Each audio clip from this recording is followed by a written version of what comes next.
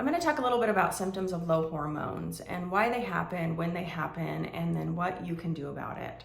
So I'm Rebecca Kelly. I'm a board certified nurse practitioner. I've been in women's health for over 12 years, and I own a Medi-Spa and wellness practice in Oregon. So let's get started. So symptoms of low hormones can range from a lot of different things. Most people contribute that to menopausal symptoms such as hot flashes and night sweats, but it can also include other symptoms that we feel might just be regular symptoms of aging. So that would include like insomnia and depression, anxiety, irritability. It can also include fatigue, brain fog, and just, physical exhaustion, lack of muscle strength. The list goes on and on.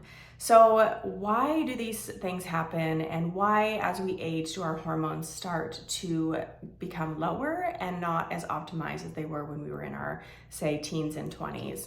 Well, the reason why is because we're aging. That's a natural progression of aging, and so having changes in your hormones will naturally happen over time.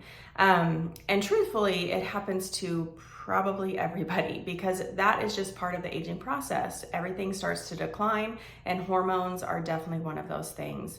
So a lot of times we'll go to our doctor and we will be concerned about, not being able to sleep at night, waking up too early. We'll, be anxious and depressed all of a sudden when really like nothing else in our life has truthfully changed. We might be experiencing more brain fog, not able to remember things. I know I go through that. And then we'll have the classic symptoms such as, hot flashes or waking up in the middle of the night just sweating. Also low libido, vaginal dryness. Those are things that we go to our doctor for. And a lot of times our doctors will prescribe us certain medications to deal with the symptoms that we're having, but it's not getting to the root of the problem. And most, normal primary care doctors out there are not going to be looking at your hormone levels specifically. And I truthfully believe that's not their fault. It has to go back to when we were trained in school, where the lack of training was definitely there, but also the lack of knowledge of what to do next. If your hormone levels come back, most of the time they're going to say they're within normal levels because for our labs, they may be. However, I always tell my patients, if this is normal, we don't want to feel normal. We want to feel optimized.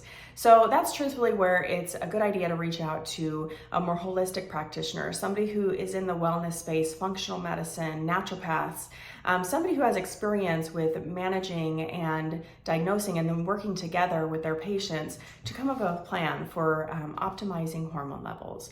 So that can be different hormones. Again, we mostly think of testosterone or estradiol, the hormones that we lose as we go through menopause, but also thyroid is a hormone. That's something that definitely needs to be checked and optimized. You may again be within normal levels, but normal is not what we want to feel. The other thing can be vitamin D levels. Vitamin D acts as a hormone in our body, and that is something that's crucial to most people, and it is not optimized, especially us living here in Oregon. I would say 95% of my patients, their vitamin D level comes back not optimized.